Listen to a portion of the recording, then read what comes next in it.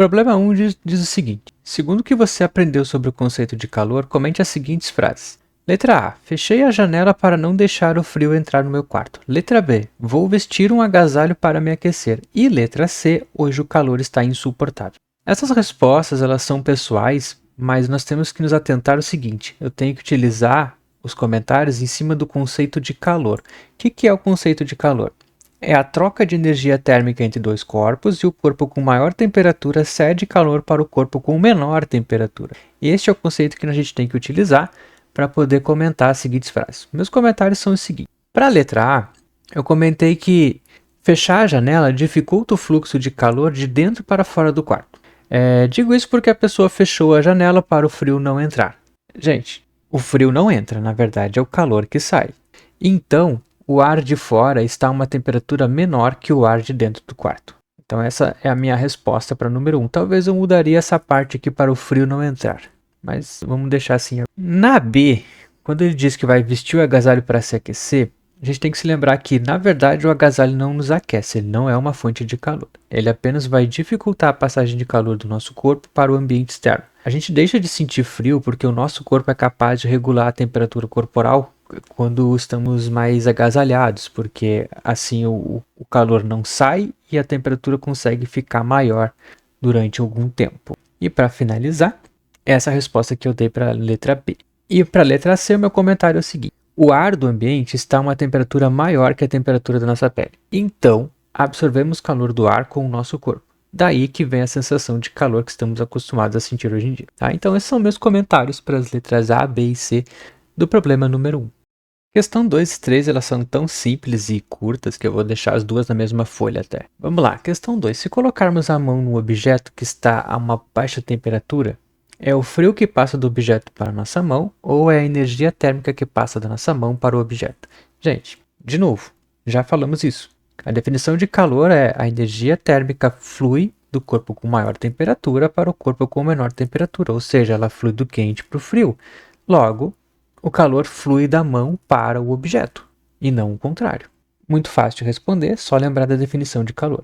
A3. Explique com suas palavras o significado do calor específico do ser 0,030 calorias por grama grau Celsius. A definição de calor específico nada mais é do que a quantidade de energia necessária para aquecer ou resfriar em 1 grau Celsius cada grama daquele corpo. Então, no caso do chumbo, cada grama vai precisar de 0,03 calorias para ser aquecida ou ser resfriada. Então, se ele quer aumentar a temperatura de 1 grama, ele precisa receber 0,03. Se ele quer resfriar a temperatura de 1 grama em 1 grau Celsius, ele tem que perder 0,03 calorias. Tá? Muito facinho, são questões apenas de definição, são diretas ao ponto. Não é esse tipo de questão que eu costumo cobrar nas minhas atividades, mas eu vou responder só para deixar completo. A 4 é um pouquinho mais complexa, vamos para ela. Problema 4 diz que dois corpos A e B possuem massas respectivamente iguais a MA e MB, com MA maior que MB. Gente, o que importa é isso aqui, ó. Eles não têm massas iguais. Vamos dar sequência. Fornecendo uma mesma quantidade de calor a esses dois corpos, eles apresentam a mesma variação de temperatura, o que se pode concluir em relação a suas capacidades térmicas e seus calores específicos. Vamos lembrar o seguinte: capacidade térmica é a energia necessária para aquecer ou resfriar um corpo em 1 grau Celsius, e calor específico é a quantidade de energia necessária para aquecer ou resfriar 1 grama do corpo em 1 grau Celsius. Então, capacidade térmica é a característica do corpo todo, e calor específico é a característica do material que o corpo é feito, como se fosse pegar e dividir todas as gramas. O exercício diz o seguinte: corpo A possui uma massa maior que o corpo B. Os dois recebem a mesma quantidade de calor e os dois sofrem a mesma variação de temperatura. Pessoal, sobre a capacidade térmica, elas têm que ser iguais, porque eles ganham a mesma energia, os dois, a mesma quantidade de calor e têm a mesma variação de temperatura. Logo, eles têm a mesma capacidade térmica. Só lembrar do seguinte, ó, capacidade térmica é calor dividido pela variação de temperatura. Tá bom? Então, se os dois ganham calor de 1000 calorias e os dois sofrem uma variação de temperatura de 50 graus Celsius, então a capacidade térmica dos dois vai ser essa quantidade aqui, ó. 100 dividido por 5 é 20. Então é 20 calorias para cada grau Celsius esses corpos vão precisar. Agora, se as massas deles, vamos supor que a massa de um deles, o MA é o mais massivo, é 500 gramas e o MB é 200 gramas, então o calor específico, que pode ser dado por essa equação aqui, vai ser o seguinte: 1000 divididos pela massa de 500, vou fazer para o A aqui primeiro, vezes a variação de temperatura, que nesse caso aqui foi 50. Então eu vou ter 1000 divididos por 25.000. Isso aqui vai me dar 0,04 calorias por grama e grau Celsius. Então o calor específico do A vai ser esse. E o calor específico do B, mesma equaçãozinha, tá? Só que agora a massa do B vai ser 1000 divididos por 200 vezes 50. Isso aqui me dá 1000 divididos por 10.000, tá? Então isso aqui vai me dar 0,1 caloria por cada grama e cada grau Celsius. Então o resumo de tudo isso é que sempre que corpos de massas diferentes recebem a mesma quantidade de calor e sofrem a mesma variação de temperatura, não interessa a massa, gente, eles têm capacidades térmicas iguais. A massa faz mais sentido quando a gente está analisando os calores específicos de cada corpo. Então, aquele corpo com maior massa vai ter um calor específico menor nesses casos, tá bom? Eu coloquei os números para ficar um pouco mais fácil de entender essas coisas. Então, está comprovado aqui, ó, com os números, que o calor específico do B, que é menos massivo, é maior que o calor específico do A, que é mais massivo, tá bom?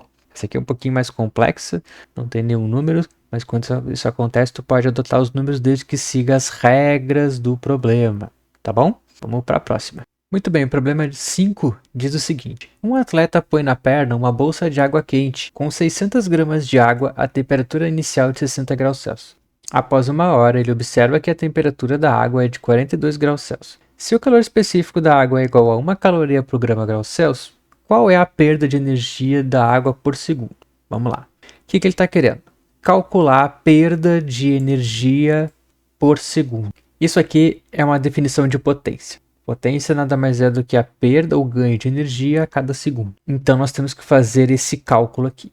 O exercício nos fornece o seguinte: a massa, que é de 600 gramas, eu coloquei ela aqui. A temperatura inicial de 60 graus Celsius da água, que eu coloquei ela aqui do ladinho também. Eu colocando tudo na sequência, tá, gente? O intervalo de tempo, que foi de 1 hora. Então, se é 1 hora e eu quero calcular por segundo, eu tenho que converter isso aqui em segundos. E 1 hora é 3.600 segundos. Como é que eu cheguei nisso? Multiplica por 60 e depois multiplica por 60 de novo, tá?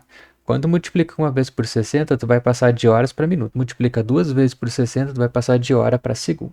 Em seguida, ele diz que observa que a temperatura da água é de 42 graus Celsius. Então, essa aqui é a temperatura final. Tá? Coloquei ela aqui. O calor específico da água, a gente vai usar 1 caloria por grama grau Celsius. E a única coisa que nos falta aqui para começar a calcular as coisas é a variação de temperatura, que é sempre a temperatura final menos a temperatura inicial. Tá? Eu sei que vocês não gostam de números negativos, mas comecem a gostar deles, tá bom? Porque isso vai fazer uma diferença. Aqui nem tanto, mas vai fazer em alguns outros problemas. Então se acostumem com isso. Muito bem, agora a gente está pronto para poder calcular a potência. Só que para calcular a potência eu preciso da quantidade de calor que ela recebeu e o intervalo de tempo que foi necessário para ele ganhar essa quantidade de energia. Eu não tenho ainda a quantidade de calor que foi perdida pela água. Então eu tenho que utilizar essa equação aqui, a equação fundamental da calorimetria, que me diz que o calor é a massa vezes o calor específico vezes a variação de temperatura. Eu tenho todos esses aqui, então é só jogar na equação e eu vou ter menos 10.800 calorias. Por que esse menos aqui, gente? Esse menos está aqui porque a água está perdendo energia. Se ela tivesse ganhando energia, seria positivo, tá? Vocês vão cansar de me ouvir falar sobre isso, mas sempre falar. Então agora a gente está pronto para calcular a potência, porque a gente tem o calor e tem o intervalo de tempo aqui. Então agora é só pegar e dividir os 10.800 que eu acabei de colocar aqui pelo 3.600. Isso aqui vai me dar 3 calorias por segundo. Professor, mas e o menos daqui? Quando vai calcular a potência, não faz sentido calcular uma potência negativa, tá? Então a gente esquece o sinal para calcular a potência. Por isso que eu falei que aqui não vai fazer tanta diferença o sinal ou não no resultado final. Agora, se fosse para calcular a quantidade de calor que foi perdida teria que ser o menos 10.800, tá bom? Então não se esqueçam disso. Esse foi o nosso primeiro problema de conta. Vai ter mais, não se preocupe. Pessoal, problema 6 e 7 não vou fazer, tá? Eu sei que eu tinha deixado um recado aqui que eu vou fazer um vídeo, mas não vou deixar ele aqui. Vou deixar ele em outro vídeo, se vocês quiserem, tá? Não vou trabalhar ele porque envolve conteúdo de primeiro ano. Eu não quero ficar recapitulando isso. A gente só tem uma aula por semana, então vamos focar no nosso conteúdo apenas, tá? Mas se alguém está interessado em fazer Enem, saiba que as provas de física sempre tem conteúdo do primeiro, segundo e terceiro ano, tudo junto. Mesma questão. Esse é o maior problema da física, tá bom? Então 6 e 7 eu não vou abordar nesse vídeo, vou pular pro 8 agora. Pessoal, a questão 8 diz o seguinte: considere a temperatura do organismo de um ser humano constante e igual a 36,5 graus Celsius. Explique como ocorrem as trocas de calor no ambiente que se encontra a uma temperatura, letra A, menor que 36,5 e letra B, maior que 36,5. De novo, é um caso de conceito de calor. Vou relembrar aqui: calor é a energia trocada do corpo mais quente para o corpo mais frio. Então, se o ar em contato com a pele está mais quente que a pele, então a pele recebe calor. Agora, se o ar está mais frio que a pele, então a pele vai ceder calor para o ar. Então, na letra A, o corpo perde calor, na letra B, o corpo ganha calor. Novamente, é um problema bem simples. Vamos para a próxima? Exercício 9 diz o seguinte: os trajes de neoprene, um tecido emborrachado e isolante térmico, isso aqui é importante, são utilizados por mergulhadores para que certa quantidade de água seja mantida próxima ao corpo, aprisionado nos espaços vazios no momento em que o mergulhador entre na água. Por que os mergulhadores optam por esses trajes? Então, talvez o problema todo para entender isso aqui seja essa parte aqui, ó. Cadê? Certa quantidade de água seja mantida próxima ao corpo, aprisionados nos espaços vazios no momento em que o mergulhador entra na água. Gente, isso aqui tá para atrapalhar nossa resposta. Basicamente, o que acontece é que, como o tecido neoprene é um tecido isolante, é um isolante térmico, ele vai impedir que o calor do corpo humano flua para o exterior, ou seja, sai do corpo humano para o exterior quando a temperatura é menor. Como a gente está falando de mergulhadores, geralmente a temperatura dentro da água é menor que a temperatura do corpo humano. Tá? Então, essa outra parte aqui, que é a quantidade de água mantida próxima do corpo, isso aqui é só para facilitar a condução térmica dentro do próprio traje. Tá? Então, o traje tem o objetivo de impedir que o mergulhador fique com hipotermia, além de, claro, proteger a pele, de ficar sugando água, essas coisas assim, tá? Essa é outra coisa importante, né? O tecido ele tem que ter um pouquinho de água dentro para a pele se manter hidratada por algum tempo, tá? É isso, vamos pro próximo. Problema 10, pessoal. A massa de um pedaço de cobre é igual a 250 gramas e seu calor específico vale 0,092 calorias por grama grau Celsius. Para uma variação de temperatura de 20 graus Celsius para 100 graus Celsius, calcule, letra A, o equivalente em água do pedaço de metal e, letra B, a quantidade de calor que é preciso fornecer ao metal. Pessoal, eu acho muito mais simples nós começarmos pela letra B e depois partir para a letra A, tá? Então, para começar, vamos entender o que o problema está nos fornecendo. Então, ele diz que a massa de um pedaço de cobre é igual a 250 gramas, esse valor aqui do lado. O calor específico é 0,092 para o cobre, tá? Coloquei ele aqui. A temperatura inicial é de 20 graus Celsius e a temperatura final é de 100 graus Celsius. Então, temperatura inicial de 20, temperatura final de 100. Minha variação de temperatura, já vou calcular ela aqui do lado, vai ser 100 menos 20, que vai dar uns 80. Então, como eu falei antes, vou começar pela letra B, que é só apenas calcular o calor com essa equação. Então, é só substituir os números e vai dar esse valor, 1840 calorias. Então, essa é a quantidade de calor que o cobre recebeu para ter uma variação de temperatura de 20 até 100 graus. A letra A manda a gente calcular o equivalente em água do pedaço de metal.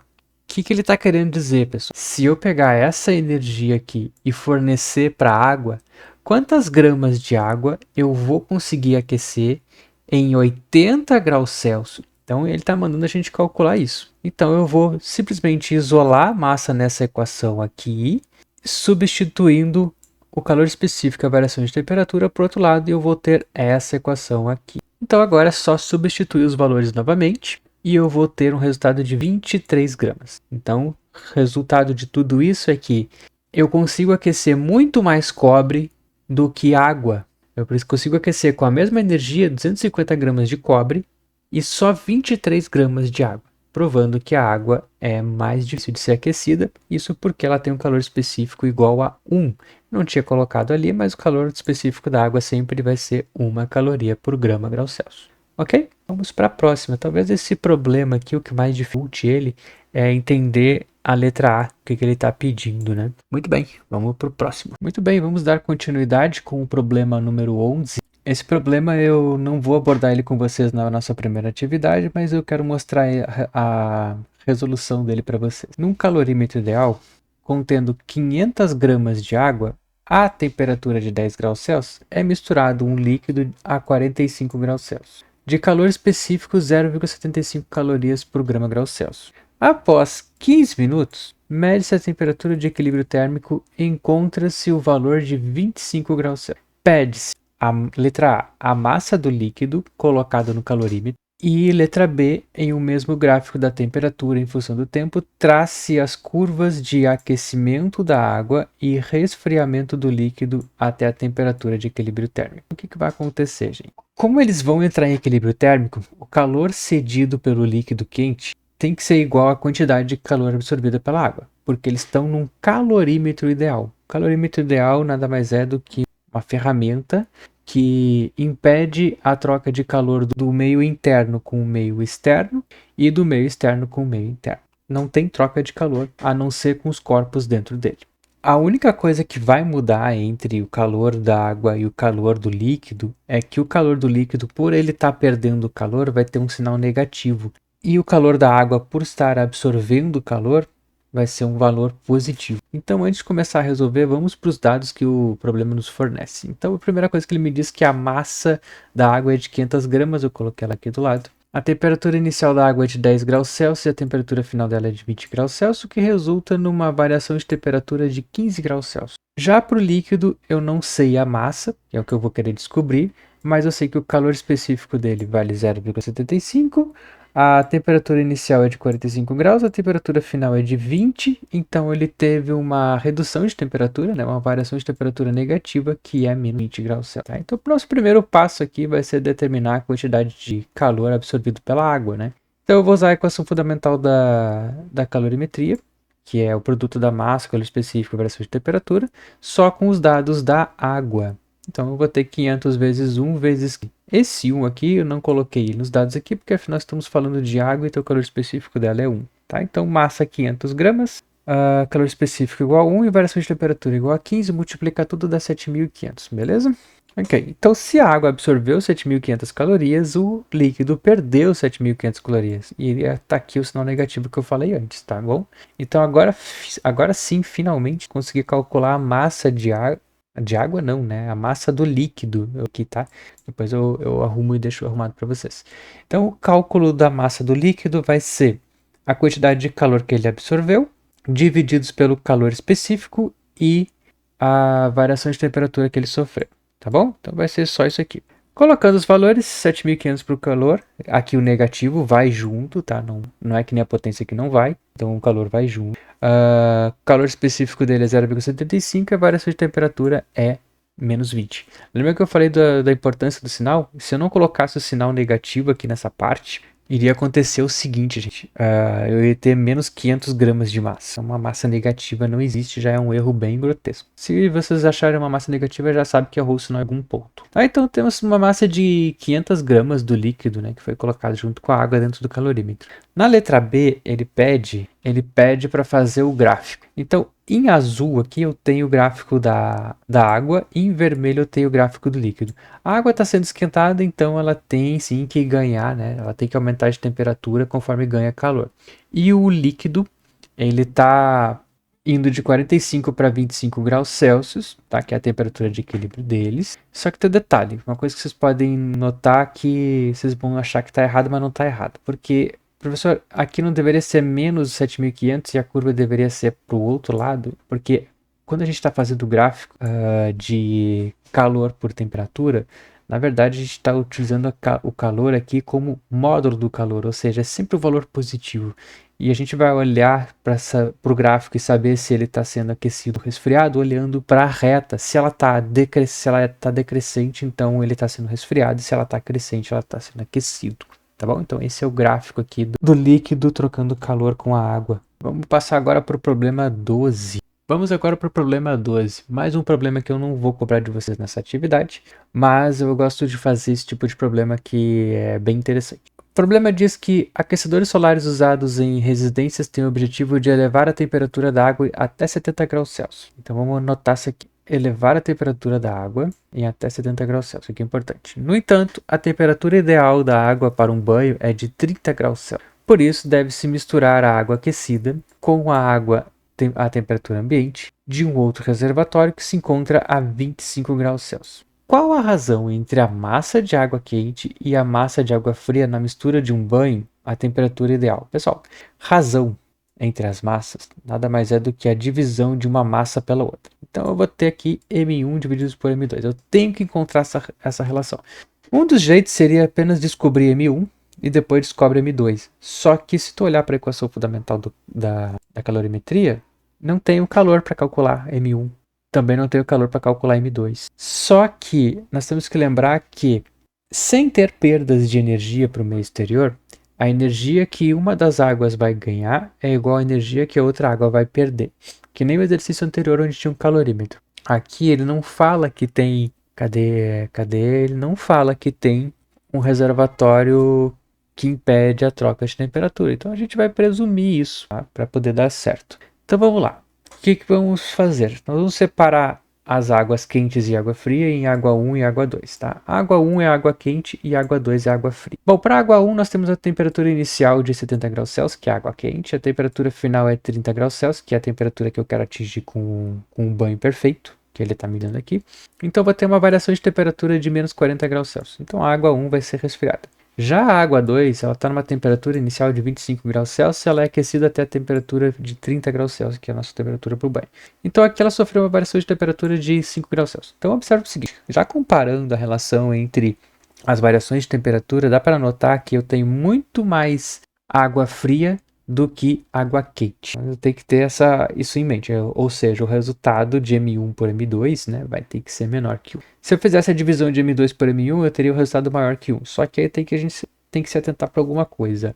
Olha as opções que nós temos aqui. Tá? Tudo é menor que 1, então tem que ser a menor massa divididas pela maior massa. Então lembra aquilo que, como é mais fácil de esquentar, é mais fácil de resfriar também. O princípio é o mesmo. Então o que acontece? Como a água 1 sofre uma variação de temperatura maior, né, que ela vai descer 40 graus Celsius e quando a 2 vai subir 5 graus Celsius, eu posso simplesmente dizer que a água 2 tem uma massa muito maior. Bom, vamos dar sequência aqui. Seguindo aquele pensamento que a gente tinha anteriormente, o calor cedido por um corpo mais o calor recebido pelo outro, somando tudo tem que dar zero. Tá? Lembra aquilo que um é positivo tem que ser negativo. Eu vou trabalhar com essa parte aqui. O que eu fiz? Joga o Q2 para o outro lado, né? Ele vai ter 0 menos Q2, que é o próprio Q2. Então vai ser Q1 igual a menos Q2. E aí eu vou partir para essa relação. Qual é a equação fundamental do cálculo para Q1? M1, C1, delta T1. Qual é a equação fundamental para o Q2? M2, C2, delta T2. Tá? Então eu sempre tenho que carregar o sinal negativo aqui, não vai perder ele, tá bom? Então eu vou substituir as equações. E aqui eu já encontro a minha relação de M1 para M2. O que eu vou fazer? Eu vou pegar o M2 que está multiplicando desse lado, substituir para o outro lado e vai ficar dividindo. E aí eu vou achar minha relação que eu tanto quero, M1 sobre M2. E agora eu só preciso me livrar desse C1 delta T1. O que eu vou fazer com ele? Jogar para o outro lado e ele vai ficar dividindo. E eu vou ter essa relação aqui embaixo. Ó. M1 sobre M2 é igual a menos C2 vezes delta T2 dividido por C1 vezes delta T1. Tá? Como a gente está falando do mesmo líquido que a água, eu posso simplificar C2 e C1. E aí eu vou ficar apenas com delta T2 e delta T1. Olha o sinal negativo aqui fazendo uma baita diferença de novo, olha só. Se eu não tivesse ele aqui, eu teria um valor negativo e eu teria uma relação entre massas negativa, ou seja, uma das massas seria negativa, que quebraria a física. Então vamos lá, menos 5 divididos por menos 40 é igual a 0,125, que dá a minha resposta B. Esse problema, ele é aquele tipo de problema que tu tem que usar de artifícios e trabalhar com equações, em vez de trabalhar só com números. Isso é muito comum, tá? Para quem quer estudar exercício de Enem, isso é bem comum acontecer, tá bom? Então, esses são os 12 problemas que tem no capítulo 2. Em breve vamos ter o do capítulo 3 para trabalhar, beleza? Era isso, eu me despeço aqui. Um forte abraço a todos.